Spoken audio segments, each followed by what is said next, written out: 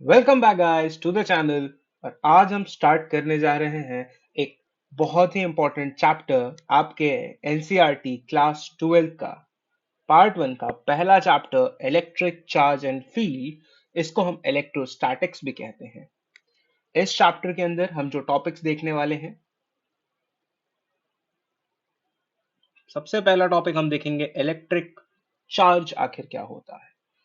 फिर हम पढ़ेंगे कूलम लॉ के बारे में, फिर इलेक्ट्रिक फील्ड के बारे में, इलेक्ट्रिक फील्ड लाइंस के बारे में, इलेक्ट्रिक फील्ड इंटेंसिटी क्या चीज होती है, इलेक्ट्रोस्टैटिक फोर्स क्या होता है, फ्लक्स एंड गॉस थ्योरम ये एक बहुत इंपॉर्टेंट सेक्शन है, और फिर हम पढ़ेंगे इलेक्ट्रिक डाइपोल। 8 सेक्शन में इस चैप्टर को डिवाइड कर दिया गया है।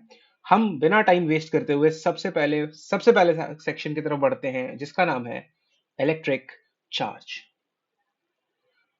मैं ये मानते हुए आपको बता रहा हूं कि आपने ये चैप्टर आज से पहले कभी टच नहीं किया। अगर आपने टच किया है तो ये आपके लिए बेनिफिट होगा। अगर आपने टच नहीं किया है तो भी आज आपको ये चैप्टर पूरी तरह से समझ आ जाएगा। कॉन्सेप्ट 100 हैं, आप बहुत अच्छे से समझ जाएंगे कॉन्सेप्ट को। कॉन्सेप्ट के बाद मैं आपके सवाल प्रैक्टिस भी कराऊंगा, जिससे आपके कॉन्सेप्ट एकदम क्लियर हो जाएंगे और ये टॉपिक आपका डन एंड डस्टेड हो जाएगा। बिना टाइम को वेस्ट करते हुए सबसे पहले आपके कॉन्सेप्ट की तरफ चलते हैं, जो है इलेक्ट्रिक चार्ज का कॉन्सेप्ट। हमें चार्ज समझना बहुत जरूरी है। और हम चार्ज समझते कैसे हैं? चार्ज क्या होता है? आप सुनते हो इलेक्ट्रिक चार्ज, उसके ऊपर, उस बॉडी के ऊपर चार्ज है, ये बॉडी पे पॉजिटिव चार्ज है, इस पर नेगेटिव चार्ज है। आखिर ये चार्ज क्या है? तो charge is a property of matter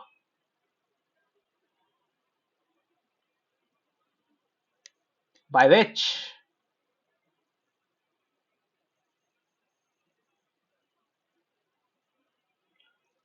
it produces what? Produces and experiences, better to write,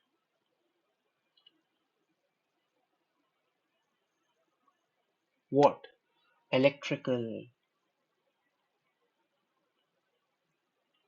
and magnetic effect। Charge matter की वो प्रॉपर्टी है जिससे वो प्रोड्यूस करता है या एक्सपीरियंस करता है इलेक्ट्रिक और मैग्नेटिक इफेक्ट को। आपने ग्रेविटेशन चैप्टर अगर पढ़ा हो तो उसमें हम यही बात मास के लिए बोलते हैं कि mass is that property of matter by which it produces and experiences a gravitational field. आपको पता है ग्रेविटेशनल फील्ड के लिए mass is a must thing. Mass होना चाहिए, वरना ग्रेविटेशन एग्जिस्ट नहीं करेगा। क्योंकि आप 11वीं में ग्रेविटेशन पढ़ चुके हो, तो मैं ग्रेविटेशन का एग्जाम्पल ले रहा हूं। अगर आपने ग्रेविटेशन में इस चीज को नहीं समझा है, कोई दिक्कत वाली बात नहीं है, यहीं पर आप समझोगे। बट इलेक्ट्रिक चार्ज क्या होता है? वो एक मैटर की प्रॉपर्टी है, किसी भी मैटर की प्रॉपर्टी है कि उस पर चार्ज क्या है, और वही चार्ज उसे इलेक्ट्रिक और मैग्नेटिक फील्ड, या मैं बोलूं इफेक्ट्स, फील कराएगा या प्रोड्यूस कराएगा। अब आपके मन में एक सवाल होगा कि आखिर what cause a charge on a body? आखिर क्या ऐसी चीज है जो किसी बॉडी पे चार्ज क्रिएट करती है? व्हाट कॉज अ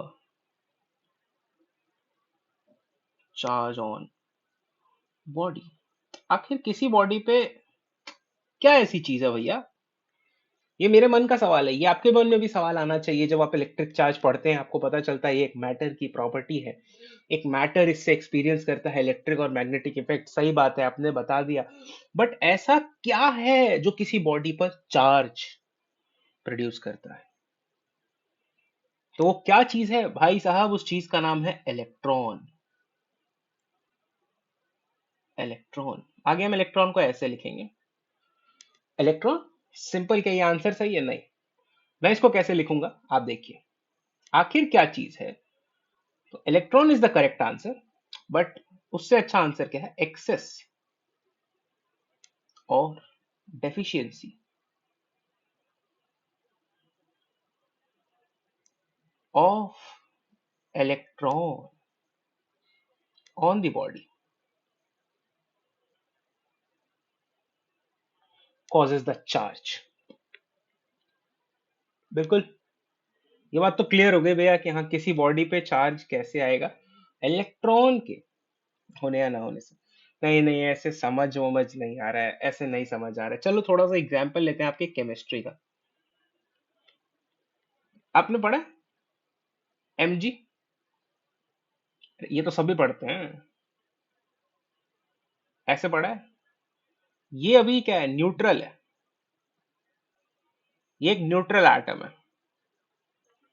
बट मैं क्या कहता हूं, मैं कहता हूं कि भैया मैं इस mg में से एक इलेक्ट्रॉन को निकाल दूं। ये जो mg है, इसमें से मैं एक इलेक्ट्रॉन को निकाल दूं, तो क्या mg पे अब चार्ज आ गया है? और अगर मैं इसको एक इलेक्ट्रॉन दे देता, सपोज मैं इस mg को एक इलेक्ट्रॉन दे देता,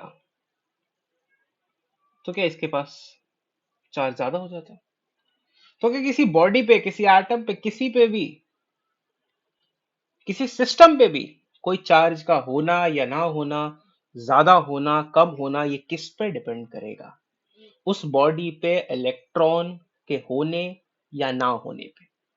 अगर उस बॉडी के पास इलेक्ट्रॉन ज्यादा है तो चार्ज होगा, इलेक्ट्रॉन कम है तो चार्ज होगा। अभी तक मैंने आपसे पॉजिटिव नेगेटिव की बात नहीं की, ये वाली बात मैंने इसीलिए की क्योंकि आप केमिस्ट्री पढ़ के आए हैं।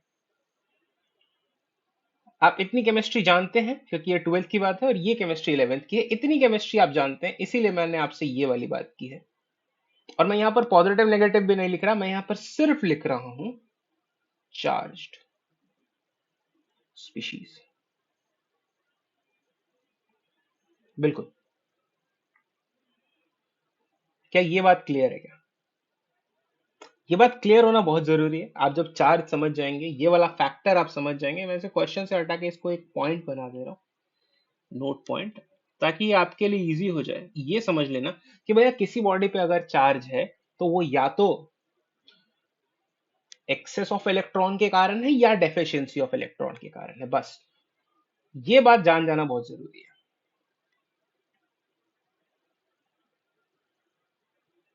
क्योंकि आप ये जान चुके हो तो मैं अब अगला चीज जो मुझे बताना है मैं वो चालू कर सकता हूं, दैट इज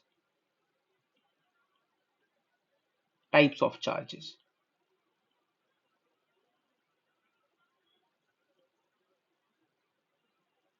क्योंकि आपने यहां देखा है, मैंने एक पे ये एक इलेक्ट्रॉन के कारण यहां पर पॉजिटिव है, यहां पे नेगेटिव है, ये क्या चीजें हैं?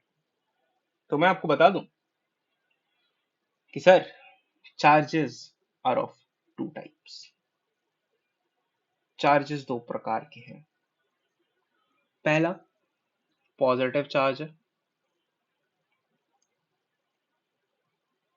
ये बहुत बेसिक बात है बट ये छोटे छोटे चंक्स में अगर आप अपनी चीजों को स्ट्रॉन्ग करते जाते हैं तो आपका chapter on a whole strong हो जाएगा।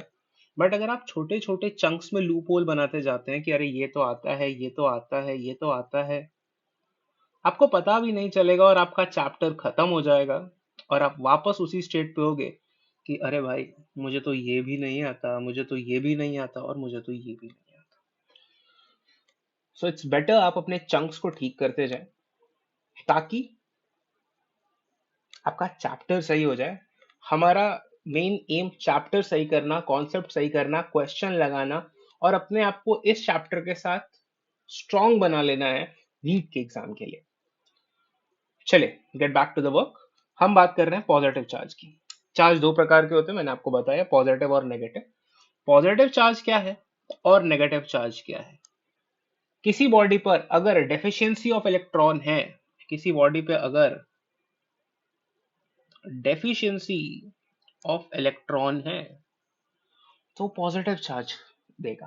लेकिन किसी बॉडी पर अगर एक्सेस ऑफ इलेक्ट्रॉन है तो उस बॉडी पे नेगेटिव चार्ज देगा। अच्छा, इसमें एक बहुत अच्छी बात क्या है, पॉइंट क्या रखना है आपको याद में, ये दोनों बातें जो हुई है डेफिशिएंसी और एक्सेस की, ये हुई है एज कंपेयर टू प्रोटॉन्स। ये प्रोटॉन से बात हुई है भैया। अगर प्रोटॉन से इलेक्ट्रॉन कम है तो पॉजिटिव चार्ज, अगर प्रोटॉन से इलेक्ट्रॉन ज्यादा है तो नेगेटिव चार्ज। क्या कुछ समझ आया क्या? चलिए मैं आपसे एक और अच्छी बात करता हूँ, एक और अच्छी बातें करते हैं अपन भैया। मैं आपसे बात करता हूँ एक बॉडी के बारे में। बॉडी क्या, एक सिस्टम के बारे में। बॉडी से अच्छा है एग्जाम्पल बोलना सिस्टम। चलिए मैं आपसे तीन सिस्टम के बारे में बात करता हूँ, ठीक है।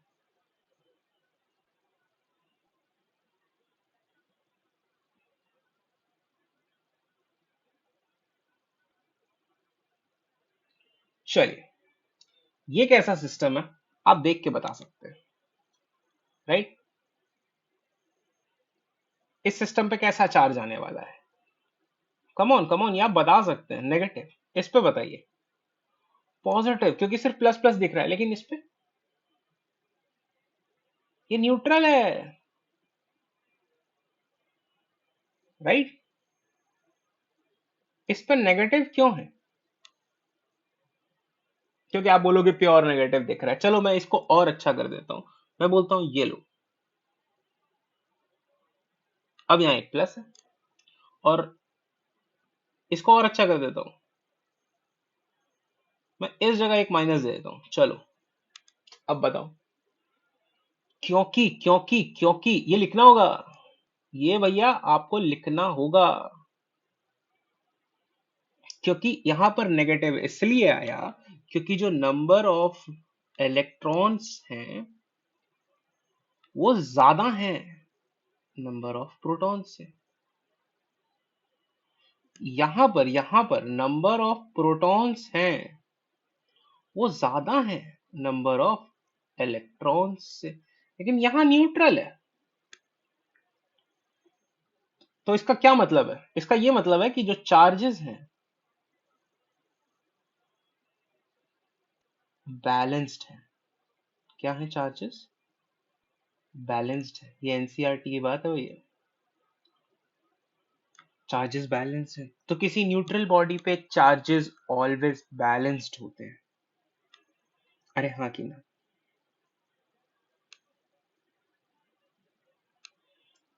ये वाला सर, ये number of electron proton, proton electron, आप कहना क्या चाह रहे हो? आप कहना चाह रहे हो कि अगर नंबर ऑफ इलेक्ट्रॉन प्रोटॉन से ज्यादा तो negative charge, number of proton electron से ज्यादा तो positive charge.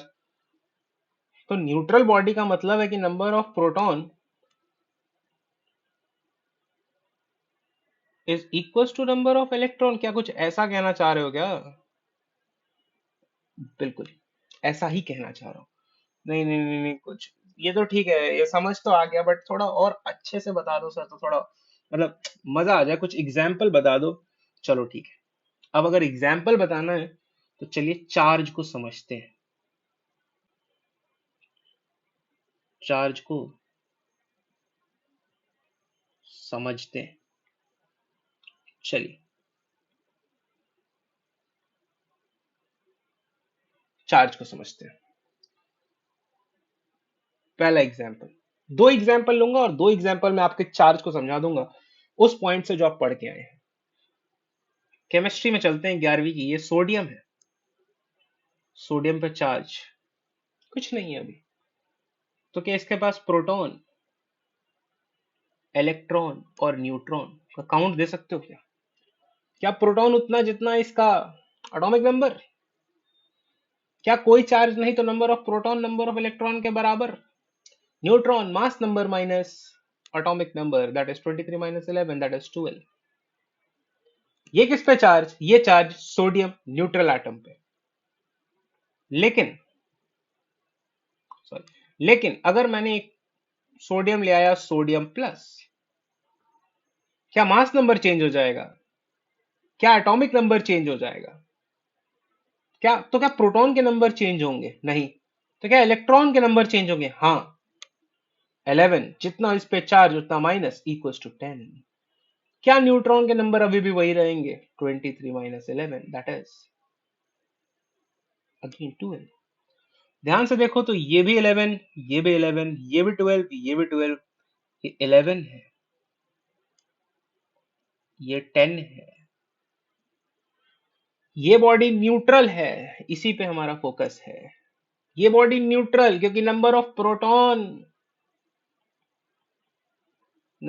Proton equals to number of electron था। यहां नंबर ऑफ प्रोटॉन ज्यादा था नंबर ऑफ इलेक्ट्रॉन के, तो क्या चार्ज आना चाहिए था? Positive charge. क्या है? पॉजिटिव। अरे समझ आया कि नहीं आया? एक बार दोबारा समझते हैं। चार्ज दो प्रकार के होते हैं, मैंने आपको बोला positive charge, negative charge. Deficiency of electron positive देगा, एक्सेस ऑफ इलेक्ट्रॉन नेगेटिव देगा। मैंने इसको और अच्छे से आपको क्या समझाया? अगर इलेक्ट्रॉन का नंबर प्रोटॉन से ज्यादा होगा तो नेगेटिव देगा, अगर प्रोटॉन का नंबर इलेक्ट्रॉन से ज्यादा होगा तो पॉजिटिव देगा, लेकिन अगर चार्जेस बैलेंस है तो न्यूट्रल होगा। मैंने देखा सोडियम, सोडियम में प्रोटॉन 11, इलेक्ट्रॉन 11 और न्यूट्रॉन 12, लेकिन सोडियम प्लस में इस स्पीशीज में प्रोटॉन का नंबर वही रहेगा, न्यूट्रॉन का नंबर वही रहेगा, लेकिन इलेक्ट्रॉन अब 10 हो चुका है। तो क्या इलेक्ट्रॉन में चेंज आ गया है? यहां number of proton number of electron बराबर थे, तो क्या ये सोडियम न्यूट्रल है? क्या इस पर कोई चार्ज है? बिल्कुल नहीं। तो क्या ये न्यूट्रल है? हाँ। लेकिन इस जगह number of proton number of electron से ज्यादा हो गए, तो इस पे क्या चार्ज आ गया? पॉजिटिव आ गया। क्या पॉजिटिव ही आना था? बिल्कुल पॉजिटिव ही आना था। क्या कोई नई सी बात है क्या ये? समझ आया क्या? एक एग्जांपल और लेते हैं, चलो पॉजिटिव चार्ज का एग्जांपल ले लिया, एक एग्जांपल और लेते हैं, नेगेटिव चार्ज का एग्जांपल लेते हैं। ऑक्सीजन, सभी जानते हैं ऑक्सीजन भैया को। ऑक्सीजन भैया के पास प्रोटॉन, इलेक्ट्रॉन और न्यूट्रॉन। बताओ, क्या प्रोटॉन 8 है? क्या इलेक्ट्रॉन 8 है? और क्या न्यूट्रॉन भी 8 है? लेकिन एक और मॉलिक्यूल लेते हैं, ऑक्सीजन माइनस। क्या ये 8 और 16 रहेगा? क्या अब प्रोटॉन 8 ही रहेंगे? क्या इलेक्ट्रॉन में चेंज आने वाला है? इलेक्ट्रॉन 9 हो गए। क्या न्यूट्रॉन में चेंज आने वाला है? नहीं, वो तो वही रहेगा। अब जरा ध्यान से देखो, तो ये 8 है, प्रोटॉन का नंबर दोनों में सेम, न्यूट्रॉन का नंबर दोनों में सेम, लेकिन इलेक्ट्रॉन यहां 8 थे, यहां 9 है। इसी को देखना है। इस केस में देखें तो नंबर ऑफ प्रोटॉन जो था वो इक्वल है नंबर ऑफ इलेक्ट्रॉन के, तो क्या न्यूट्रल? तो क्या ये न्यूट्रल है? बिल्कुल ये न्यूट्रल है। इस केस में नंबर ऑफ इलेक्ट्रॉन ज्यादा नंबर ऑफ प्रोटॉन से, नेगेटिव चार्जेस ज्यादा, तो बॉडी पे ओवरऑल चार्ज भी तो नेगेटिव, तो बॉडी पे तो चार्ज नेगेटिव है। क्या सही बात है कि नहीं है? होप अब समझ में आ चुका होगा। यहां पर पॉजिटिव था, क्योंकि यहाँ पॉजिटिव चार्जेस ज्यादा थे, तो बॉडी पे ओवरऑल चार्ज क्या आया? पॉजिटिव आया। देखो, अगर 5 पॉजिटिव है 5 नेगेटिव है, तो क्या करता है? नेगेटिव पॉजिटिव को कैंसिल आउट करके बैलेंस कर देता है, और बैलेंस होना मतलब न्यूट्रल होना। लेकिन अगर पॉजिटिव 4 है और नेगेटिव 5 है, तो 4 नेगेटिव 4 पॉजिटिव को तो मार देंगे, लेकिन एक नेगेटिव बचेगा। क्या वो नेगेटिव बैलेंस कर पाएगा? नहीं, वो नेगेटिव नेगेटिव चार्ज दे देगा, क्योंकि ओवरऑल सिस्टम पहले था किस पे? न्यूट्रल पे, लेकिन अब किस पे? नेगेटिव पे। Same goes with the positive. अगर तुम्हारे पास 4 नेगेटिव 5 पॉजिटिव है, तो 5 में से 4 पॉजिटिव 4 नेगेटिव को कैंसिल कर देंगे, लेकिन एक पॉजिटिव बच जाएगा, वही चार्ज देगा सिस्टम पे। अरे हाँ कि ना? बिल्कुल सही बात है। तो इस बात को कैसे लिखें, मुझे ये बता दो। इसका एक नोट बनाते हैं, और ये बात हमेशा हमेशा के लिए अपने दिमाग में रख लेते हैं कि charge of fundamental particle of fundamental particle. क्या फंडामेंटल पार्टिकल के बारे में जानते हैं? हाँ जी जानते हैं। इलेक्ट्रॉन प्रोटॉन, अभी के लिए याद रखें, electron proton. Is there internal characteristic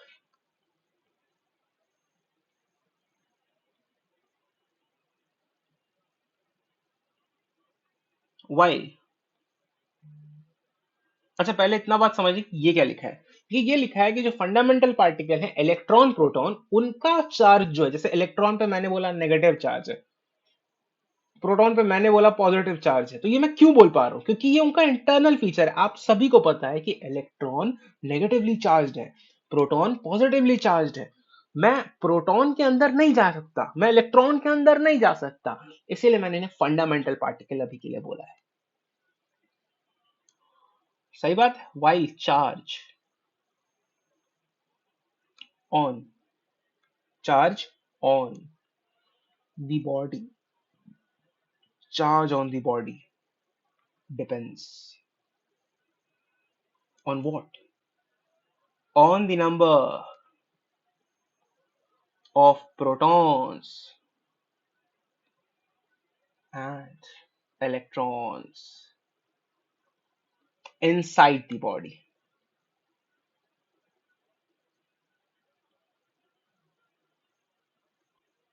सही बात है। अभी ऊपर देखा आपने ऑक्सीजन ऑक्सीजन को, इसको सोडियम सोडियम प्लस को। अब सिंपल सी बात है ना भैया, ये एक बॉडी है, ठीक है, इसको मैंने बोला बॉडी ए, और ये एक बॉडी है, इसको मैंने बोला बॉडी बी। अब मैंने आपको बोला कि भैया इसके अंदर एक दो तीन इलेक्ट्रॉन है, इसके अंदर भी एक दो तीन इलेक्ट्रॉन है, ठीक है, बट इसके अंदर प्रोटॉन एक ही है और इसके अंदर प्रोटॉन चार है। इस बॉडी पर ओवरऑल चार्ज प्रोटॉन के कारण आ रहा है +1 का, सॉरी +1, अभी ये बोलना सही नहीं, इसके ऊपर ओवरऑल चार्ज आ रहा है पॉजिटिव का, और इसके ऊपर ओवरऑल चार्ज आ रहा है नेगेटिव का। तो ये कौन डिसाइड कर रहा है, ये उस बॉडी के अंदर कितने प्रोटॉन और इलेक्ट्रॉन है ये डिसाइड कर रहे हैं। ठीक बात। चार्ज कैसे निकालते हैं, चार्ज का क्या फॉर्मूला होता है, हम इस पे थोड़ी सी चर्चा कर लेते हैं। तो हम सबको ये बात पता है, अगर नहीं पता तो अभी के लिए आप ये याद कर ले कि जो करंट होता है वो होता है चार्ज पर यूनिट टाइम। ये फॉर्मूला अगले चैप्टर पर ज्यादा काम आने वाला है, करंट, बट यहीं से निकलेगा हमारा चार्ज। ठीक है, तो जो चार्ज है वो है करंट इनटू टाइम।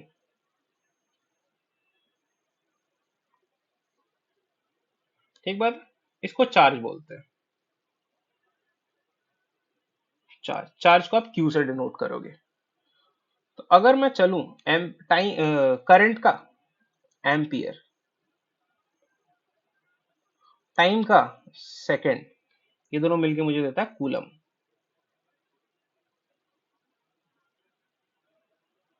कूलम, तो यूनिट ऑफ चार्ज, तो यूनिट ऑफ चार्ज जो है, चार्ज को मैं क्यू से डिनोट कर रहा हूं, ये है कूलम, और कूलम को मैं कैपिटल सी से डिनोट करने वाला हूं। अच्छा, मुझे अगर डायमेंशन पूछोगे, dimension of charge, ampere fundamental है, टाइम फंडामेंटल है, 80। यहाँ लोग कंफ्यूज हो जाते हैं, अपन कंफ्यूज नहीं होना है। सम अदर यूनिट्स की भी बात कर लेते हैं, बात चली है। देखिए भैया, यूनिट जो होता है ना वो हाथी घोड़े हैं। मतलब आप कैसे भी जंग पे जाओगे और हाथी घोड़े अगर आपके पास नहीं होंगे तो मजा नहीं है।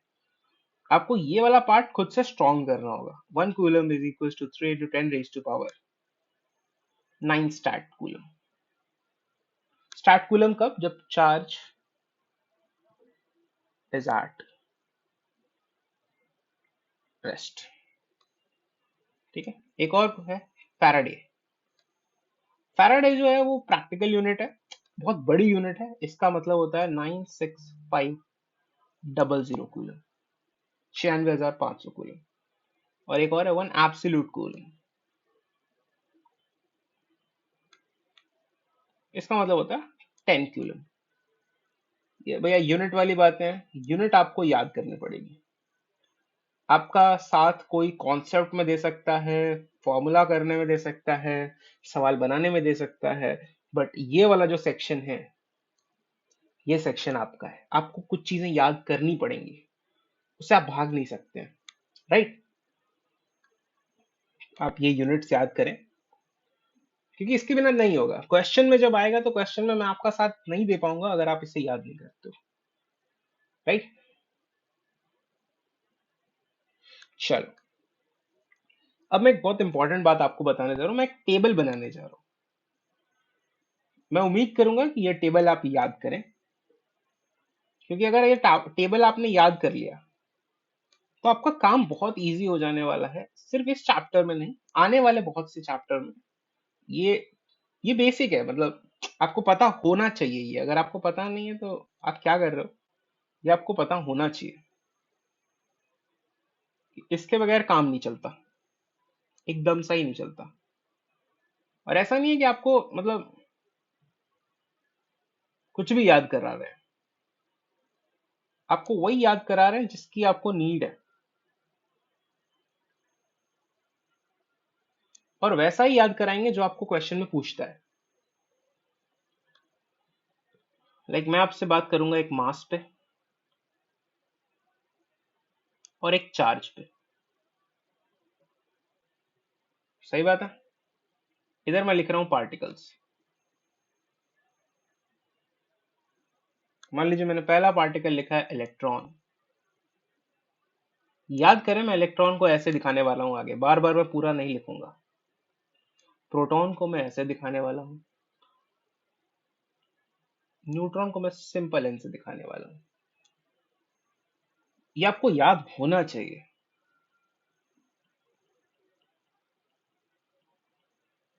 ये इलेक्ट्रॉन का मास है, और इलेक्ट्रॉन पे चार्ज होता है -1.6 into 10⁻⁻⁹ coulomb. Mass of proton 1.677 kg। देखो, न्यूट्रॉन और प्रोटॉन के मास में थोड़ा सा अंतर है, एकदम थोड़ा सा स्लाइट डिफरेंस है, बट हम इस लेवल पे इस दोनों को सिमिलर मानते हैं, कंपेरेबल मानते हैं। और आपका काम मैं आसान करने आया हूं, ना कि मुश्किल, इसलिए मैं भी इसे ऐसे लिख रहा हूं। आपके सारे न्यूमेरिकल इससे बनेंगे।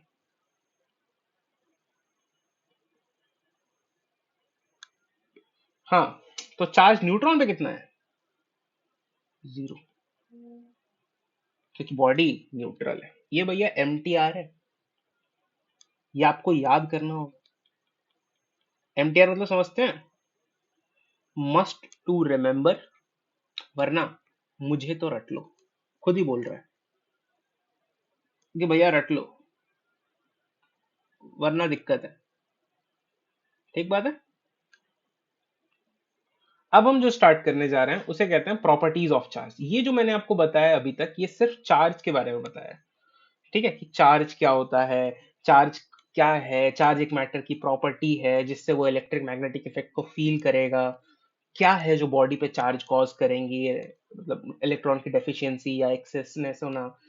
टाइप ऑफ चार्जेस क्या है, किससे कैसी होगी, कैसा बॉडी देख के हम बोल सकते हैं कि ये बॉडी पे नेगेटिव चार्ज है, इसका मतलब इसमें इलेक्ट्रॉन प्रोटॉन के कंपेयर में ज्यादा होंगे। फिर मैंने आपको बताया चार्ज फंडामेंटल पार्टिकल का इंटरनल फीचर है, उस पर आप कुछ नहीं कर सकते, लेकिन किसी बॉडी पे कितने इलेक्ट्रॉन प्रोटॉन है ये देख के हम बताते हैं। इस पर हमने एग्जाम्पल देखे। मैंने आपको चार्ज का फॉर्मूला निकालना दिखा दिया, ये मैंने आपको फॉर्मूला भी बता दिया कि चार्ज अगर बोल दे कभी करंट और टाइम दे के, तो आप ऐसे निकाल सकते हैं। चार्ज की यूनिट बता दी, चार्ज का डिमेंशन बता दिया, और कुछ अलग यूनिट भी बता दी चार्ज की जो काम आने वाली है। मैंने आपको इलेक्ट्रॉन प्रोटॉन और न्यूट्रॉन के मास वर्सेस चार्ज रेशियो बता दिए। रेशियो नहीं बताया मैंने, मास और चार्ज आपको बताया। अब मैं आपको साथ जो टॉपिक स्टार्ट करने जा रहा हूँ वो है properties of charge.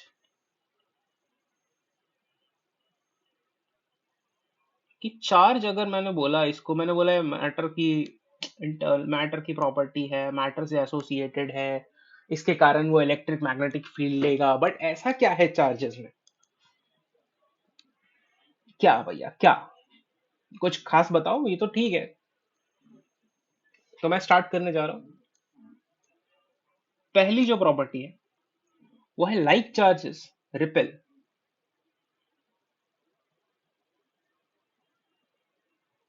Repel, and unlike charges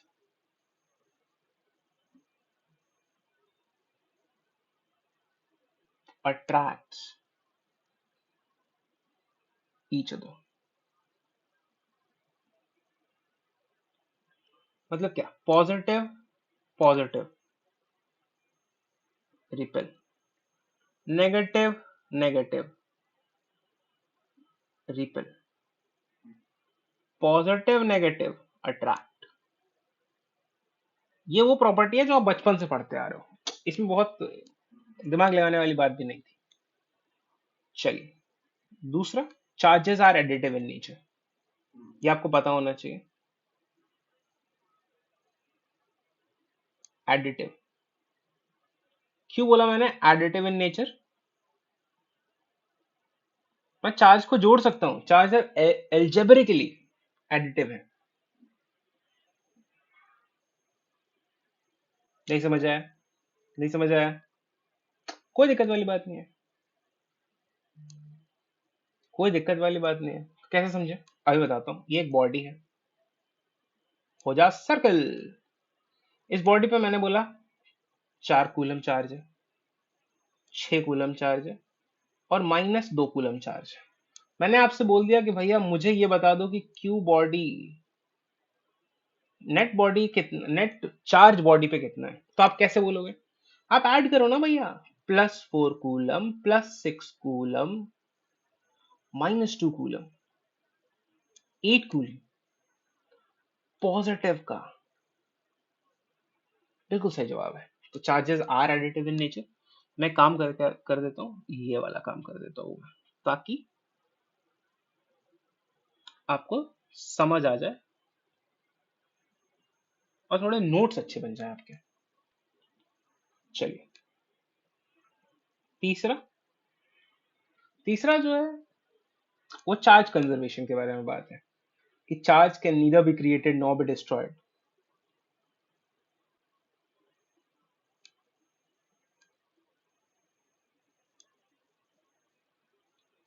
Can neither be created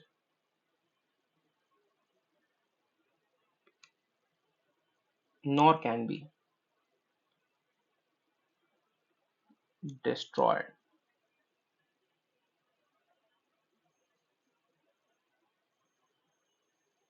आइए सर, क्या बोला मैंने? Charge can neither be created and nor be destroyed. बात तो ठीक है,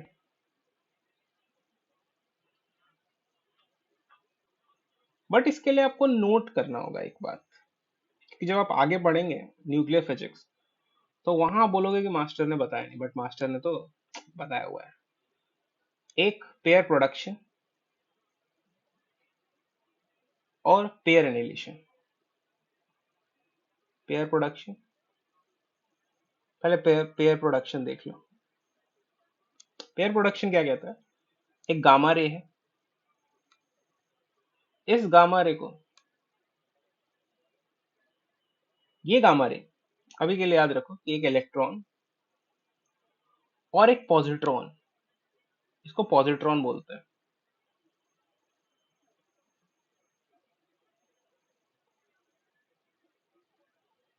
और इसको इलेक्ट्रॉन बोलते हैं।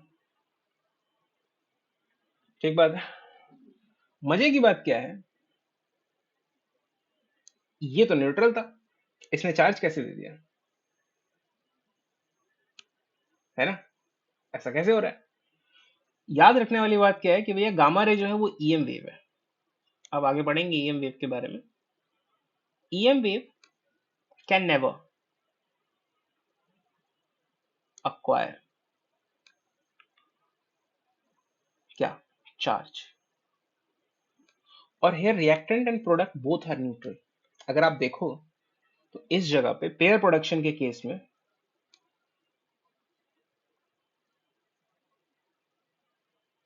Hair reactant and product both are neutral. तो ऐसा लग रहा है आपको, ऐसा लग रहा है कि चार्ज क्रिएट हो रहा है एक न्यूट्रल बॉडी से, बट अगर आप एक पिक्चर को पूरे के पूरे फ्रेम में देखोगे तो आपको पता चलेगा ये भी न्यूट्रल था, वो भी न्यूट्रल था। ये तो एक ईएम वेव है, ये चार्ज को कभी अपने ऊपर ले ही नहीं सकता है। अच्छा पेयर एनिलेशन क्या है? अगर मैंने दो बात बोली थी, एक पेयर प्रोडक्शन बोला और मैंने एक बोला पेयर एनिहिलेशन।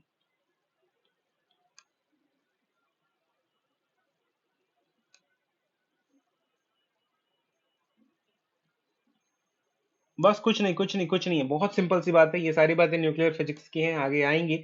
क्वेश्चन आपसे पूछ देता है कि charge can neither be created nor be destroyed, is pair production और pair annihilation is an exception, is an exception, oh, is an exception of charge conservation. और आपको अगर पेयर प्रोडक्शन और पेयर एनिहिलेशन के बारे में नहीं पता है, आपके सामने में ये दिखा देगा और आप चार्ज के कॉन्सेप्ट पे चलेंगे कि न्यूट्रल चार्ज, और ये तो एक्सेप्शन है, बट नहीं, ऐसा कुछ भी नहीं है। आपको लगता है कि पेयर प्रोडक्शन और पेयर एनिहिलेशन एक्सेप्शन है, बट ऐसा कुछ नहीं होता। ये क्या है, ये इलेक्ट्रॉन और प्रोटॉन पॉजिट्रॉन था और इसने गामा रे बना दी।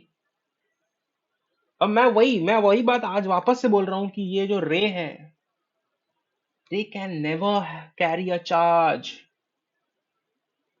Can never carry charge. मैं आज भी वही बात बोल रहा हूँ, जो मैं ऊपर बोली वही मैं अभी भी बोल रहा हूँ। क्या बात थोड़ी बदल जाएगी भाई, बात तो वही रहेगी। तुम ये भूलो नहीं, इसलिए मैं यहाँ लिखने जा रहा हूँ। समझ की बात क्या है तुम्हारे, देखो, समझ की बात, समझ की बात क्या है कि ऐसा लगता है,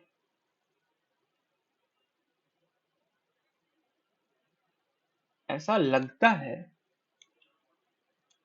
pair production and pair annihilation,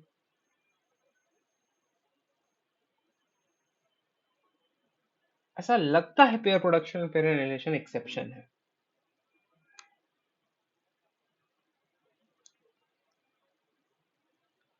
but ऐसा कुछ नहीं होता।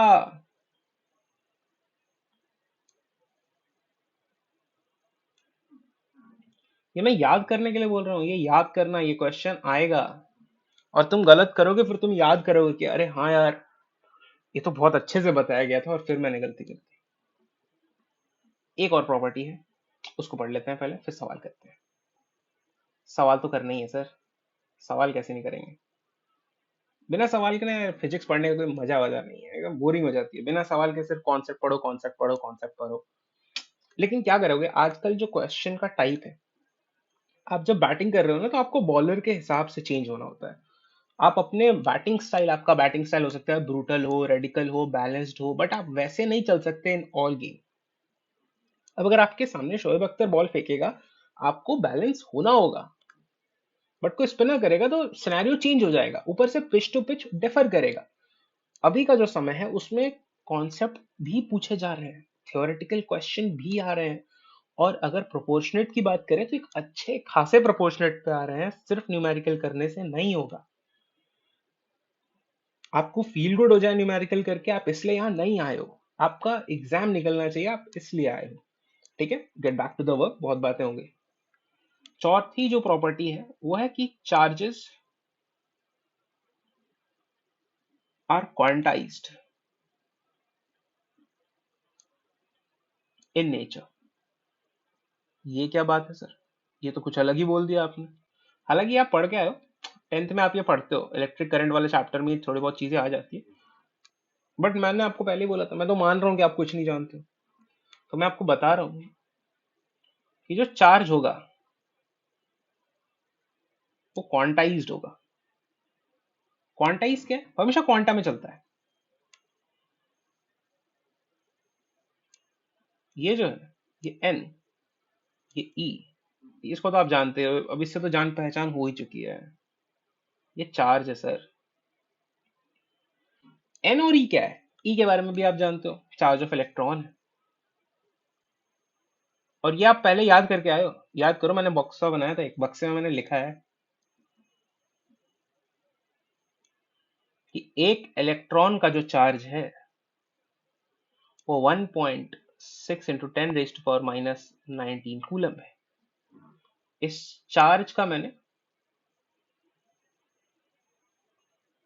मैग्नीट्यूड लिया है, अच्छा, ये पॉजिटिव भी हो सकता है, ये नेगेटिव भी हो सकता है।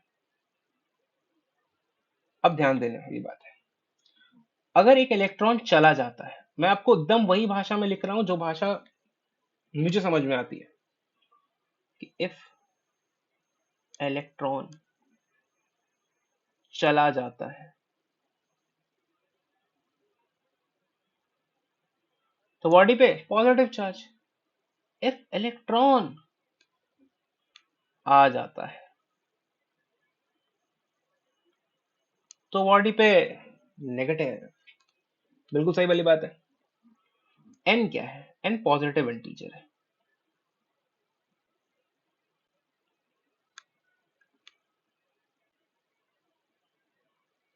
पॉजिटिव इंटीजर है मतलब एन की जो वैल्यू होगी वो 1 2 3 कुछ भी हो सकती है।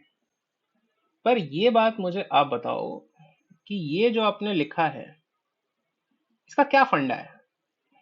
इसका सिंपल सा फंडा ये है कि जब भी किसी बॉडी पे, ये बॉडी है, जब भी इस बॉडी पे चार्ज आएगा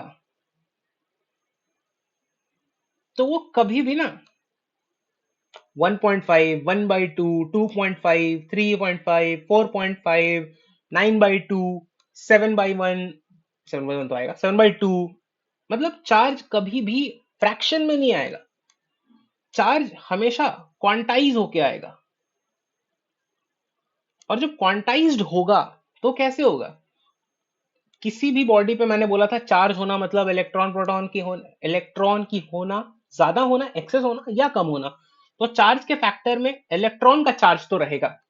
अब वो कितने इलेक्ट्रॉन आ रहे हैं या कितने इलेक्ट्रॉन निकल रहे हैं उस पे होगा। तो मैंने एन बोल दिया और मैंने पॉजिटिव नेगेटिव बोल दिया। अगर इलेक्ट्रॉन चला जाता है, ये वाली बात याद रखना, अगर इलेक्ट्रॉन चला जाता है तो भैया थोड़ा सा इसको और विजिबल कर देते हैं। अगर इलेक्ट्रॉन चला जाता है तो पॉजिटिव, इलेक्ट्रॉन आ जाता है तो नेगेटिव। ये वाला फैक्टर लगाना है। ऐसा नहीं हो सकता है कभी कि इस बॉडी पे हाफ कूलम चार्ज जाओ, 2.5 कूलम चार्ज जाओ, 3.8 कूलम चार्ज जाओ, नहीं। चार्ज जब भी आएगा तो 1 कूलम आएगा, 2 कूलम आएगा, 3 कूलम आएगा, 4 कूलम आएगा, ऐसे ही चार्जेस आएंगे। तो इसीलिए मैंने आपको ये क्वांटाइजेशन प्रिंसिपल बता दिया। हाँ, इसको कुछ लोग क्वांटाइजेशन प्रिंसिपल भी कहते हैं।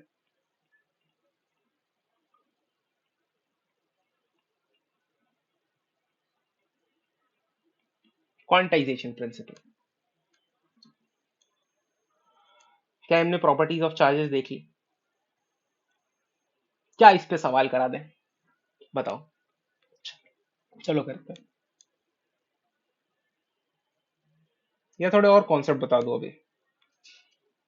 थोड़े और कॉन्सेप्ट आपको बता देता हूँ तो आपके लिए मजा आ जाएगा। थोड़े और क्वेश्चन कॉन्सेप्ट बता देता हूँ। बट मेरा ये कहना है कि क्या कॉन्सेप्ट बताने से पहले इस क्वांटाइजेशन वाले पे क्वेश्चन करा दूं क्या?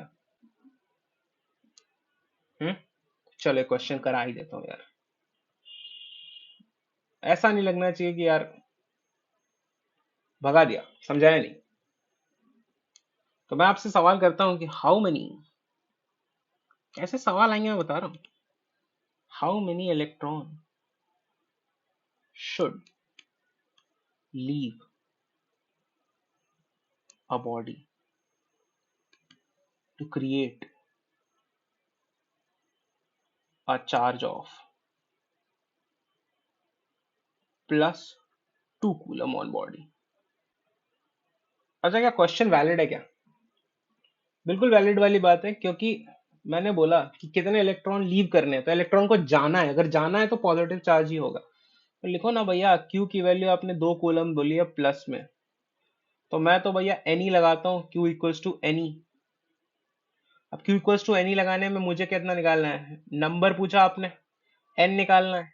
तो भैया एन के लिए मैं तो कर दूंगा Q by E, 2 coulomb by 1.6 into 10⁻⁻19।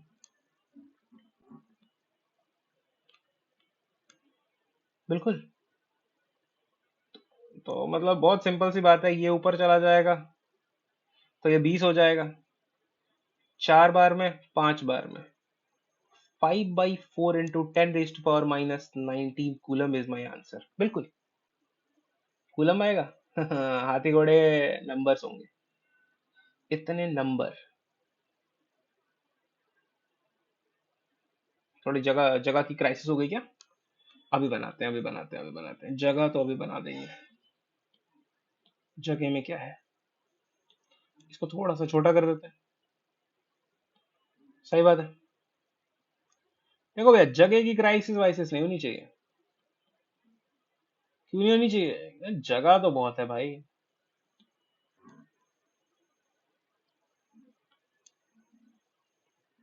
तो इतने नंबर ऑफ इलेक्ट्रॉन की बात हुई, यही आंसर है। सही बात है। अब आपसे एक चीज बोल देते हैं, सेपरेशन ऑफ चार्ज, ये भी एक अच्छा टॉपिक है और ये पूछा जाता है।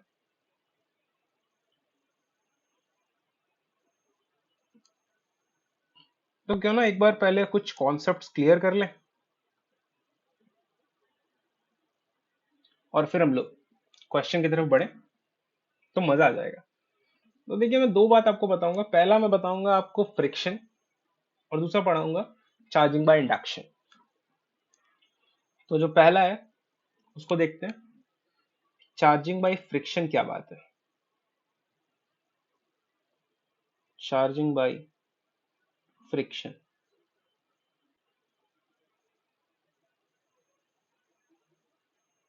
क्या चीज है भैया? क्या होता है? ये एक न्यूट्रल बॉडी है, ठीक है। सर्कल हो जा।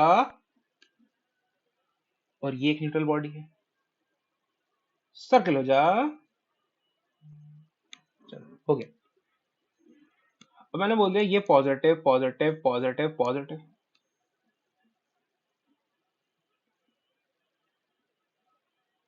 बोला ये negative negative negative negative.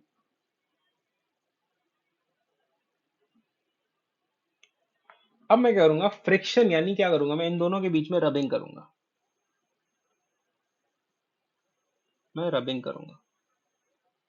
Rubbing करने से क्या होगा, जो इलेक्ट्रॉन है वो इसमें जाने लगेंगे। अगर, कब जाएंगे, इफ इसकी आईपी कम है और इसकी आईपी ज्यादा है। Ionisation potential, last outermost shell में से इलेक्ट्रॉन को लूज करने की टेंडेंसी।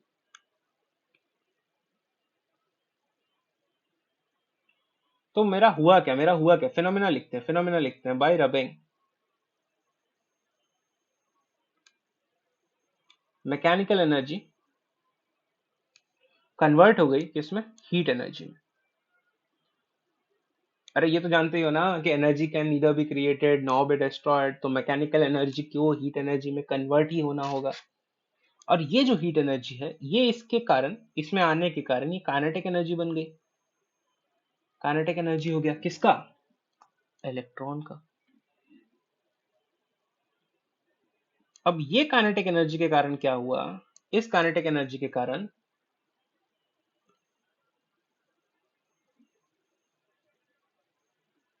इलेक्ट्रॉन के निकलने की टेंडेंसी इंक्रीज हो गई। इलेक्ट्रॉन के निकलने की टेंडेंसी इंक्रीज हो गई। अब क्योंकि ये इंक्रीज हो गई, तो चार्ज कैसा डेवलप हो गया, पॉजिटिव। हमने स्टार्टिंग में ये कैसा लिया था, न्यूट्रल। न्यूट्रल, हमने न्यूट्रल लिया था। रबिंग करने से हुआ है भैया पॉजिटिव नेगेटिव, क्योंकि इसकी आईपी के कारण हो गया ये। अब क्या हुआ, अब जो पॉजिटिव चार्ज डेवलप हो गया जिसके पास लेस आयोनाइजेशन एनर्जी थी, कि positive develops,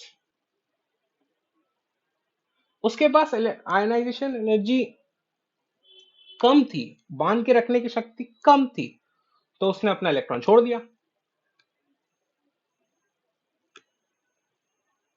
which has less IP and negative develops which has high IP। बिल्कुल सही बात है। ये तो फ्रिक्शन के थ्रू हो गया। हमने क्या किया, दो न्यूट्रल स्फीयर लिए, दोनों को आपस में रब किया, तो एक से दूसरे में इलेक्ट्रॉन जाने लगे। क्या हुआ होगा, मैकेनिकल एनर्जी हीट एनर्जी में कन्वर्ट हो गई होगी और हीट एनर्जी काइनेटिक एनर्जी में इलेक्ट्रॉन की हो गई होगी, जिससे इलेक्ट्रॉन के निकलने की टेंडेंसी इंक्रीज हो गई। अब अगर इलेक्ट्रॉन निकल गया तो पॉजिटिव डेवलप हो गया होगा। कहाँ हुआ होगा, जहां पर आईपी कम था तभी तो उसने निकलने दिया है। अब हम जो दूसरा चार्जिंग पढ़ने वाले हैं, सेपरेशन ऑफ चार्ज पढ़ रहे हैं टॉपिक, उसमें जो दूसरी चार्जिंग है वो है बाई इंडक्शन। ये मस्त बात है, इससे सवाल आते हैं। एग्जाम में इसका वेटेज के बारे में कुछ बोल नहीं सकते, बट आप जो रेफरेंस करते हो या आप जो बुक लगाते हो, मॉड्यूल लगाते हो, जो भी लगाते हो, रेफरेंस लगाते हो, उसमें इसके सवाल मिलेंगे, या आपके स्कूल बोर्ड में इसके सवाल जरूर आएंगे। सबसे पहली बात क्या है ना, कि आपको इंडक्शन पता होना चाहिए।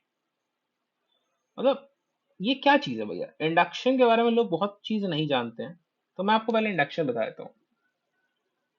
कैसे करने वाले हैं हम ये करने वाले हैं कि हम सेपरेटिंग द चार्ज, बहुत ध्यान से समझना, मैं बहुत धीरे लिख रहा हूं इसीलिए कि आप ये समझ जाएं। इन अ न्यूट्रल बॉडी, ठीक बात, separating the charge in neutral body by, यहां से गेम है, by bringing another charge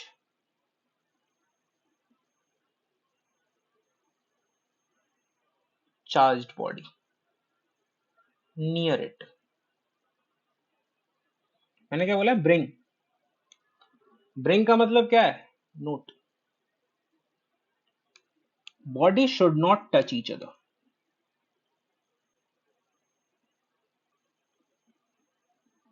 should not touch each other. ये क्या बात हो गई, आइए समझते हैं। समझते हैं कुछ ऐसे, ये क्या है, ये एक न्यूट्रल स्फीयर है। न्यूट्रल स्फीयर है मतलब इसमें प्लस माइनस सब होगा। न्यूट्रल स्फीयर कहने से मेरा क्या मतलब है, मेरा मतलब है no separation, no separation of charge. सही बात है। अब मैं इसके पास में लाऊंगा एक मेटल रॉड, और मेटल रॉड पे समझ लो आप पॉजिटिव चार्ज है, ठीक है, मेटल रॉड।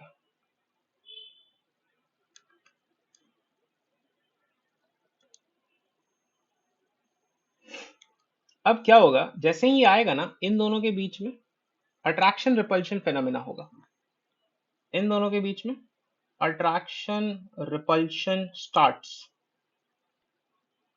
तो इसके कारण चार्ज का सेपरेशन हो गया है मेटल रॉड के कारण।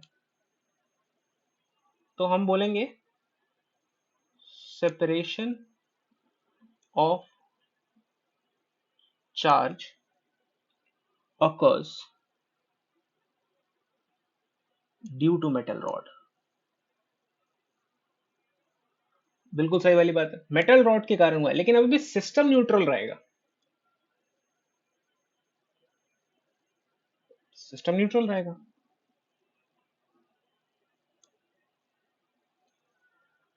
क्यों भैया, क्यों रहेगा न्यूट्रल, सोचो। क्योंकि रिपल्शन अट्रैक्शन हुआ है। रिपल्शन अट्रैक्शन के कारण कॉन्फ़िगरेशन चेंज हो गई है। कॉन्फ़िगरेशन चेंज क्या हो गई है कि भैया, ये अगर स्फीयर था, पॉजिटिव नेगेटिव थे, और आपने यहां पर एक मेटल रॉड लाया था, जो metal rod plus plus plus plus था, तो इस जगह पे, इस जगह पे, इस जगह पे नेगेटिव, और इस जगह पे पॉजिटिव डेवलप हो जाएगा। कॉन्फ़िगरेशन चेंज हुआ है, सेपरेशन हुए हैं चार्ज का, लेकिन बॉडी से चार्ज निकल तो नहीं गई है। अगर 5 कूलम प्लस 5 कूलम नेगेटिव आपने डाला था और न्यूट्रल बनाया था, तो अब भी 5 कूलम प्लस 5 कूलम नेगेटिव होगा, बट उनके बीच में सेपरेशन आ गया है, कॉन्फ़िगरेशन चेंज हो गई है, दोनों जो एसोसिएटेड थे वो अलग हो गए हैं। अब अब क्या होगा, अब क्या होगा, अब क्या होगा? अब मेरे पास क्या, अब प्रॉब्लम क्या है? अब अगर न्यूट्रल स्फीयर को चार्ज करना है, अब अगर मुझे इस न्यूट्रल स्फीयर को चार्ज करना है तो मुझे अर्थिंग करनी होगी। न्यूट्रल स्फीयर को चार्ज करना है तो अर्थिंग करनी होगी। न्यूट्रल स्फीयर को चार्ज करना है तो अर्थिंग करनी होगी।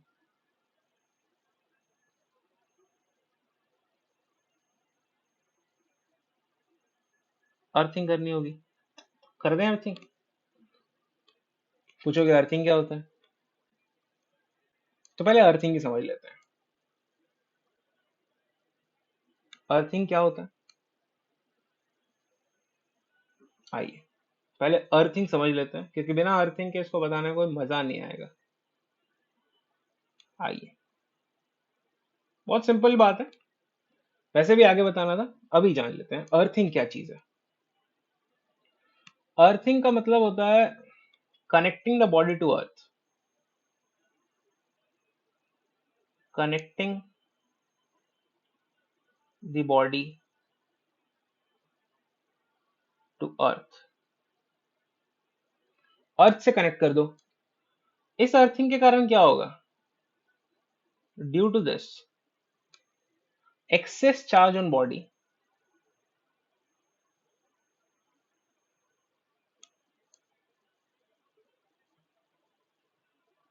disappears।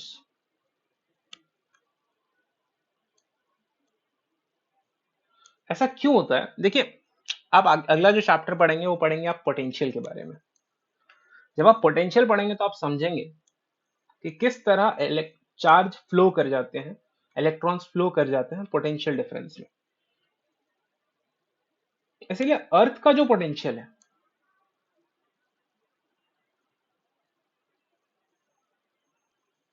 वो बाकी सबके जो भी उससे कनेक्ट करेगा उसके पोटेंशियल को जीरो कर देगा। तो पॉजिटिव चार्जेस गायब हो जाते हैं, पॉजिटिव चार्ज को अपने तरफ खींच लेता है। तो हुआ क्या, न्यूट्रल कर देने से अब अर्थिंग जैसे ही आपने कर दी तो एक्सेस पॉजिटिव चार्ज तो गायब हो जाएगा।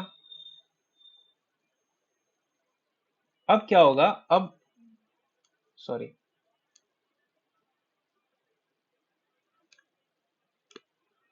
मैंने जैसे ही यहां पर कर दिया था इसको अर्थिंग, तो ये पॉजिटिव चार्ज यहां से गायब हो गया। कुछ पॉजिटिव रह भी सकते हैं, लेकिन आप देखो ना, पॉजिटिव बहुत कम है और नेगेटिव बहुत ज्यादा। मेटल रॉड तो मेरा अभी भी प्लस है। हुआ क्या, now this is no more neutral sphere, this becomes became negative sphere। सही बात है, ये तो अब नेगेटिव स्फीयर बन गया है।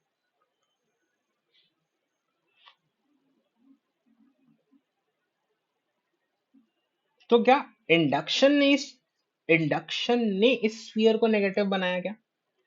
नहीं नहीं नहीं, बिल्कुल नहीं, ये बात आप बहुत अच्छे से याद रख लेंगे।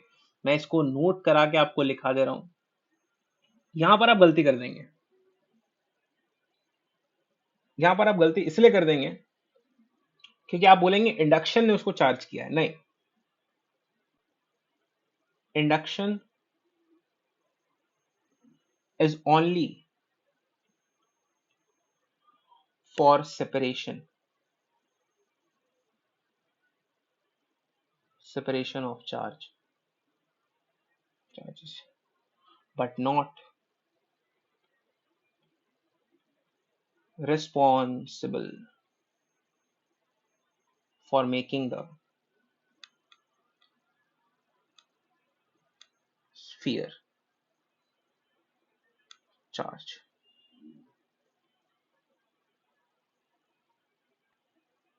स्फीयर को चार्ज करने में इंडक्शन का कोई रोल नहीं था। अच्छा आप यहां पर देखो, अभी भी इसने जो किया है, कहीं एक न्यूट्रल स्फीयर है, क्या न्यूट्रल स्फीयर भी अट्रैक्ट होगा इसके तरफ? हाँ, ये नेगेटिव वाला एंड तो हो जाएगा। तो मैं ऐसा भी कह सकता हूं क्या, ये नोट का सेकंड पॉइंट है और ये बहुत इंपॉर्टेंट पॉइंट है आपके कॉम्पिटेटिव एग्जाम के लिए, कि ड्यू टू इंडक्शन, मैं इसका कलर भी चेंज इसलिए कर रहा हूं कि due to induction a charged body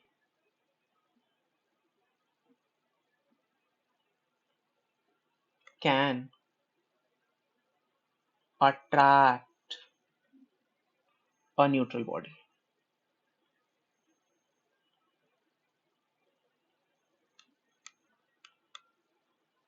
आपने देखा था ना, आपने देखा था ये एक मेटल रॉड थी जिसपे पॉजिटिव चार्ज था और ये एक स्फीयर था जिसमें इंडक्शन के कारण ऐसी पोलैरिटी आ गई थी। तो इसने इस वाले पॉइंट पे तो अट्रैक्शन कर लिया ना, स्फीयर बॉडी तो न्यूट्रल है, ये बॉडी कैसी है, चार्ज है, लेकिन इसके बीच में अट्रैक्शन तो हो गया। ये बात तो आपने एकदम सही कह दी। तो क्या न्यूट्रल बॉडी, अगर आपने मैंने बोल दिया कि इनके बीच में अट्रैक्शन हो रहा है, इसका मतलब क्या दोनों के दोनों बॉडी चार्ज है? नहीं, न्यूट्रल बॉडी में भी तो हो सकता है। तो एक बहुत इंपॉर्टेंट पॉइंट, लेकिन अगर सोचो मैं रिपल्शन को फिगर करूं,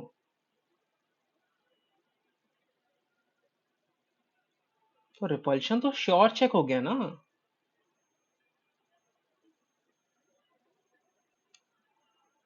for presence of charge,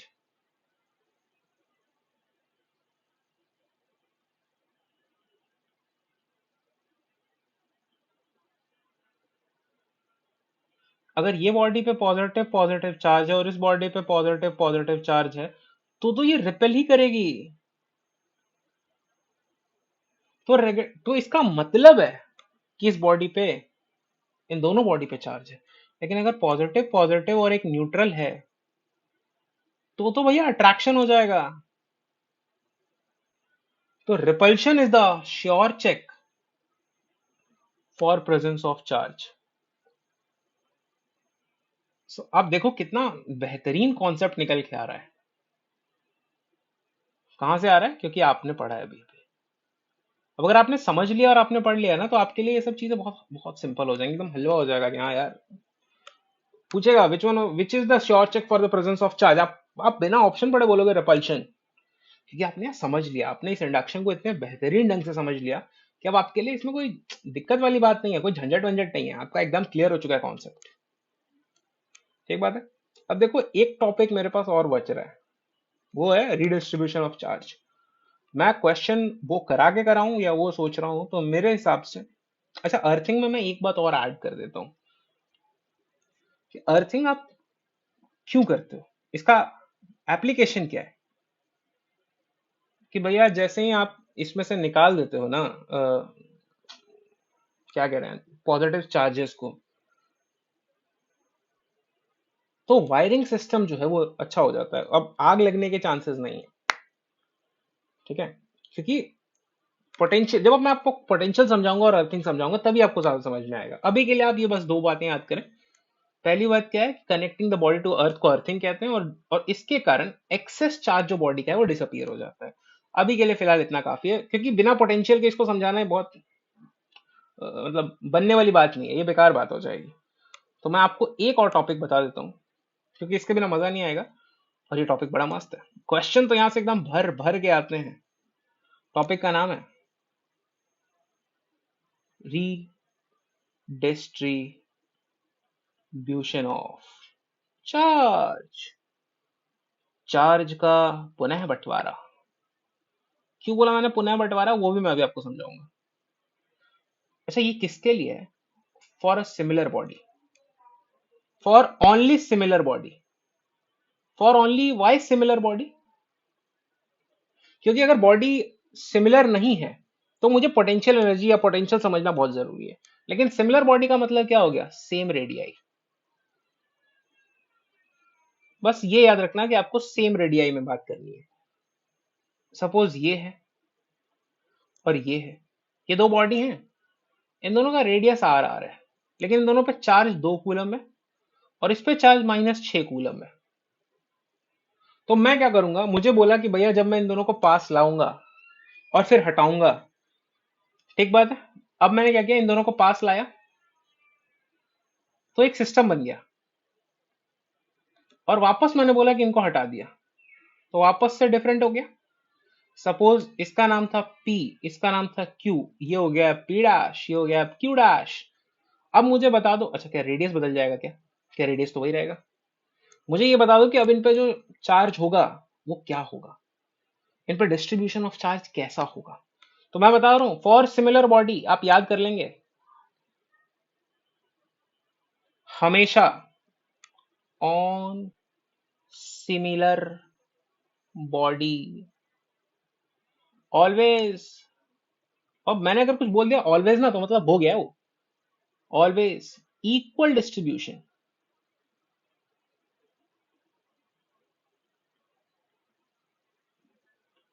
of charge occurs. अब मजा वाली बात आ गई ना भैया, मतलब आप समय इन्वेस्ट कर रहे हो तो नॉलेज गेन कर रहे हो, ये मजा आएगा आपको।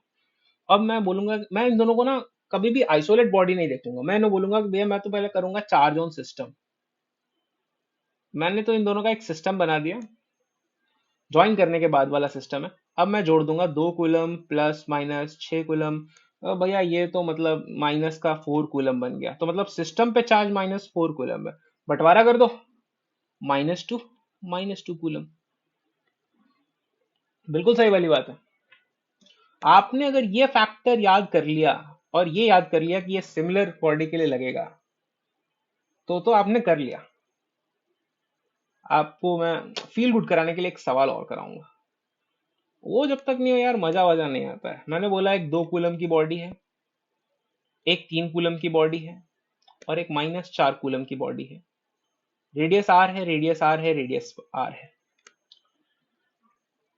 After joining all together what's the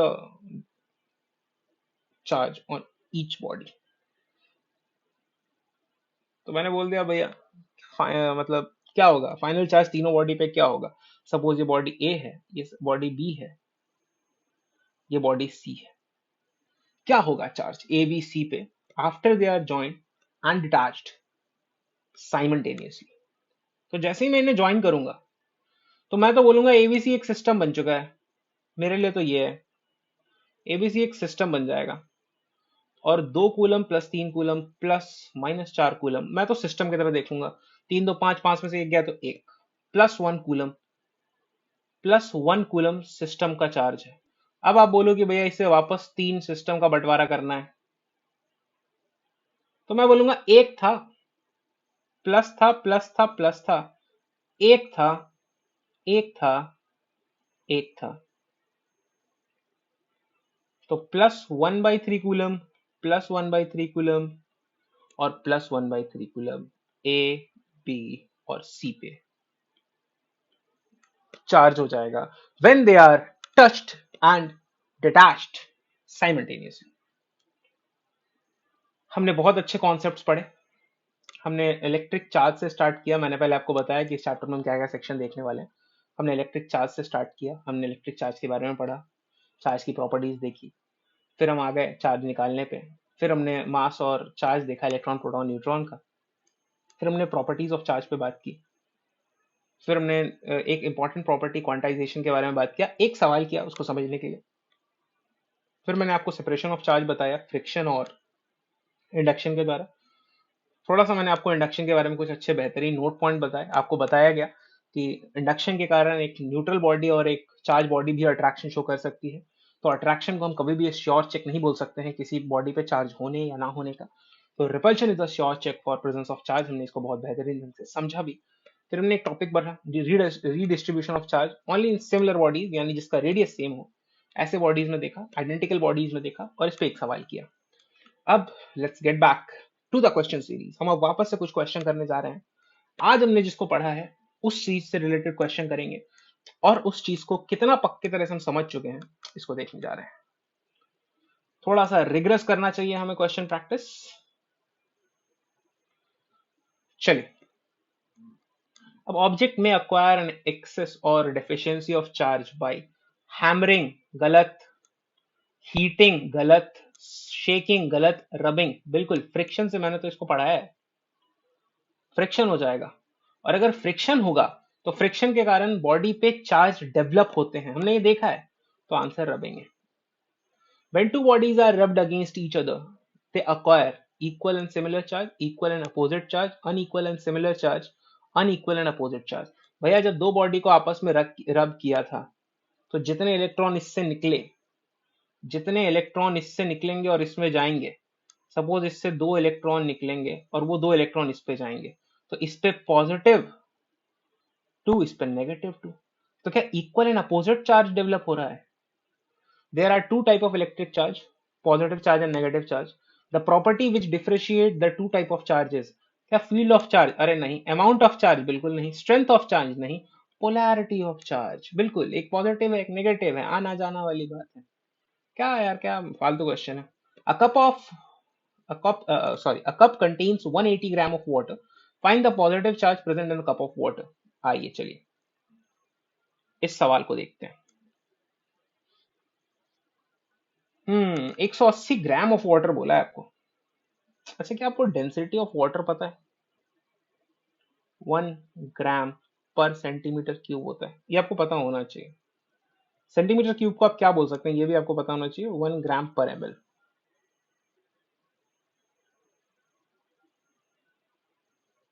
लेकिन चलिए, आपको अगर ये नहीं पता तो आपको डेंसिटी का फॉर्मूला पता होना चाहिए, मास अपॉन वॉल्यूम का। क्या डेंसिटी 1 है? क्या मास 180 ग्राम है बाई वॉल्यूम, क्या ये ml में है?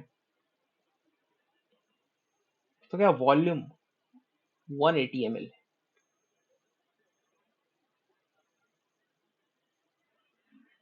अब अगर ये 180 ml है, तो ये मतलब ऐवे ही अपन निकाल रहे, ये 180 ml भी आपको बोल सकता था, इसीलिए हमने ऐसा लिया है। बाकी 180 ग्राम ऑफ H2O, कितने मोल्स हुए? H2O 18, क्या मोल्स निकालना है आपको, गिवन अपॉन मॉलिक्यूलर या फॉर्मूला, क्या 10, तो क्या मतलब इसने आपको 10 मोल H2O की बात की है, सही बात है। अब मैं बताता हूं एक मॉलिक्यूल H2O, मैं क्या करने जा रहा हूं, मैं करने जा रहा हूं एक मॉलिक्यूल, 1 मॉलिक्यूल H2O को देखते हैं। क्या इसके अंदर 2 H प्लस एक ऑक्सीजन है? क्या इसके अंदर 2 प्रोटॉन है? क्योंकि प्रोटॉन, एक प्रोटॉन होगा, क्योंकि प्रोटॉन पे ही पॉजिटिव चार्ज होगा। तो मुझे तो अगर आपने बोल दिया है पॉजिटिव चार्ज, तो आपने मुझसे प्रोटॉन पूछ दिया है, मतलब अगर मैं इसको सिंपल करता जाऊं तो आपने मुझसे प्रोटॉन पूछा है। प्लस ऑक्सीजन में कितना, 8, एक एटम है, 8 प्रोटॉन, एक मॉलिक्यूल के अंदर 10 प्रोटॉन है, सही बात है। तो एक मॉलिक्यूल H2O में 10 प्रोटॉन है, मतलब 10 पॉजिटिव चार्ज है। अच्छा, एक मोल में Na मॉलिक्यूल्स होते हैं, सही बात है। तो 10 मोल में 10 इंटू Na मॉलिक्यूल्स होंगे,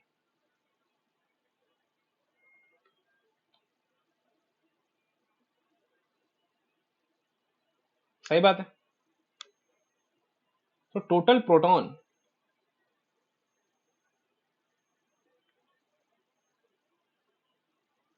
क्या 10 इंटू 10 मोल में 10 इंटू Na हो जाएगा, तो क्या total positive charge 100 into 1.6 into 10 raise to power minus 19 into Na 6 10 raise to power 23 हो जाएगा। अब बात है भैया यहाँ कैलकुलेशन की, तो आपको कैलकुलेशन कर लेना है। तो 16 सिक्स की बात होगी, तो इट्स 9.6, 96 होता है, 9.6 into 10 raise to power 23 plus 2, तो 9.6 इंटू 10 रेज टू पावर 25, 25 में से 19 चला जाएगा तो 6 बच जाएगा, 10 रेज टू पावर 6 कूलम। ये आपका आंसर है। चलिए अगला सवाल देखते हैं। अगला सवाल कहता है polythene piece rubbed with wool is found to have a negative charge of इतना, the number of electron transferred to polythene from wool is, it's very simple। आप Q लिखेंगे, जब Q लिखेंगे तो Q आपको चार्ज इसमें दे रखा है, अब ट्रांसफर्ड हुआ है तो हम बोलेंगे -6 into 10 raise to power -7 coulomb. अच्छा यहाँ पर ये माइनस माइनस का फैक्टर आएगा नहीं, इसको मैं एक बार के लिए हटा दे रहा हूँ, ठीक है। तो क्या Q की वैल्यू मुझे पता है n ही होती है, तो मुझे n निकालना है, नंबर ऑफ इलेक्ट्रॉन उसने पूछ दिया तो n निकालना है, तो क्या मैं Q बाई कर दूं, क्या 6 into 10 raise to power -7 by 1.6 into 10 raise to power -19, क्या ये काटना है, इसको यहां से ऐसे करेंगे, क्या ये 4 से 15 टाइम्स में, क्या ये 4 टाइम्स में, क्या 15 by 4 into 10 raise to power -7 plus 19, 3.75 into 10 raised to power 12 will be your answer। चलिए अगला क्वेश्चन देखते हैं। Q की वैल्यू प्लस 2.4 कूलम क्वेश्चन ने दे दी है।